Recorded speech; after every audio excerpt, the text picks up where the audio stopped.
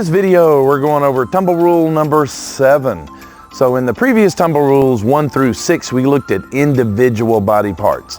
And that's still good to use when you're having a problem to look at which individual body part is not in the right place. Say if you're arching your back too much in the back handspring when really you want to keep your back as straight as you can. So your head sticking out, being a turtle head, again, is another obvious problem if you're doing a skill, a cartwheel, or a back handspring with your head sticking out.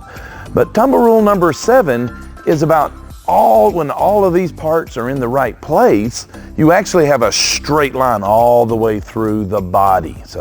And this is also why we want to start in our standing position with your arms all the way up. So we can demonstrate Tumble Rule number 7 just by standing here like this and getting the body in a straight line. So you can go back and look at our lunge step core skill. Let's do the lunge step and keeping the body straight. So lift the leg, step. Oh. Yeah, you don't want to arch. You can see the arch. So lift your leg, step, lunge step, power, body straight. Good. That's Tumble Rule number 7. So stand up. Let's do that all the way to a handstand. So all the way to the handstand, she's got to keep her body perfectly straight. Lift your leg, lunge, kick it up, back down, push, fly back. Good. You can see a little, maybe a little leg bend that she could work on to perfect it. Arms are dropping just a little bit. So Tumble Rule number 7 is really being really persnickety. It's really being exact as you can be about keeping that straight body line. Let's do one more. I want you to really keep your body straight. So that means in the middle, she can't let her body sag. So lift the leg, step, straight. Oh, there we go. Good. Now push back. Oh, look at there. She lost her balance. That's why she dropped her arms on that one. She didn't drop her arms because she wasn't keeping her body straight. You were like falling this way, weren't you? That's what it was like. Yeah, she was like, crashing. But that's an example of how you can be perfect going in and then not perfect coming out. And that's where Tumble Rule number 7 is pointing his finger going, don't do it like that. So let's do it again so we can say straight all the way through. Lift your leg, step, bend, push back. Oh, nice, very good. Now there's times like for Tumble Rule number 7, how do you apply that to a forward roll? You just keep your legs stiff and fall on the ground? No. No, so you start with your arms up. So we have to bend our legs so we can push with the legs. So squat all the way down. So she's got her body straight right here. Now reach forward, round your back. Good. So we've got the straight lines that we do in the lunge steps, and then we've got the curved lines like in the rolls for rolling and moving and getting hips over. And also we've got the bridge where your body has to bend, but you still want it to be one unbroken line. So it's not always a straight line, but it's always one line without any breaks in it. So let's do a back bend, arms up, and we'll demonstrate this. So she wants to keep her arms on her ears. She wants to stretch, and her body's still in one line like this. Good. Now rock it forward, arch back up. Rock. Wait. Rock and push, arch back up. Good. So the line stayed straight. In other words, let's start a back bend and let's throw our head back, drop your arms down. There you go. Yeah, and start bending a little bit. Yeah, see there's her head going this way, her arms going this way. If she didn't keep a straight line in her hips, she wouldn't actually have any support. So this line is gonna look, it's gonna be two different versions of it. It's gonna be either straight, which is for power, and a curved line is for more support. So when you're doing a back walkover, she has to curve the line to get her hands down and support her body and then kick over. But as soon as you kick up and get to the handstand, you gotta straighten your back up. So let's do a back walkover to demonstrate Tumble Rule number 7. She's gonna bend, arms on her ears, and then straighten up. There and then straight at the end.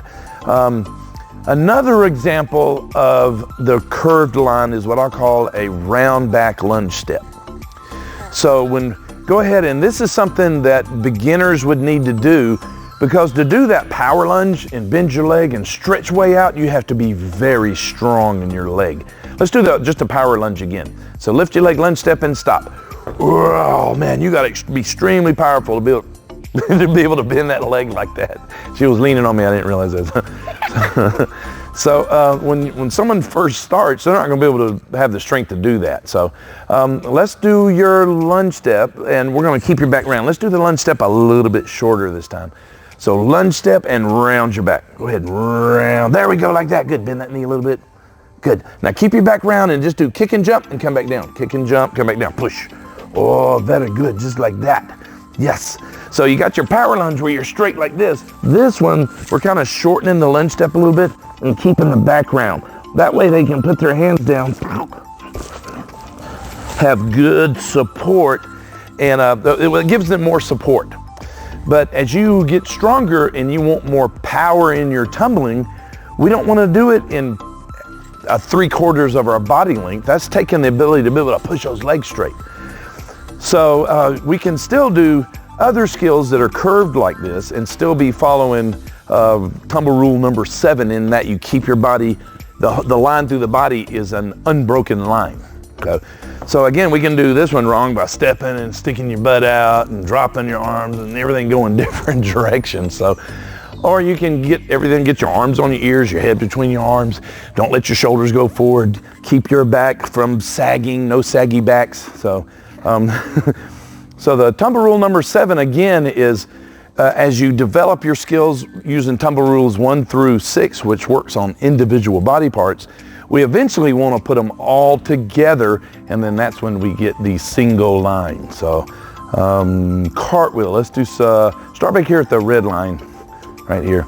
And let's do a cartwheel, same thing, so keep your body perfectly straight. Step, cartwheel, front to back cartwheel. Yeah, that's our core cartwheel. So now stand right here, let's do a sideways cartwheel, also affectionately known as a starfish cartwheel. Do you step with that leg? Yeah. All right, come over here so you can face the camera. So start over here, we're gonna be this way, we're gonna step sideways, bend the leg nice. She can still keep her body perfectly straight, step. So we can still follow Tumble Rule number 7 there and work and keep the body perfectly straight. So Tumble Rule number 7, really the 7, 8, and 9 are the key ones for how you wanna train your skills. And 1 through 6 are basically a way to identify individual problems in your skills. So. But that's all we need to show you for our Tumble Rule number 7. Keep training, stay focused on the skills you're doing, and make sure you're practicing perfectly. All right, see you in the next one.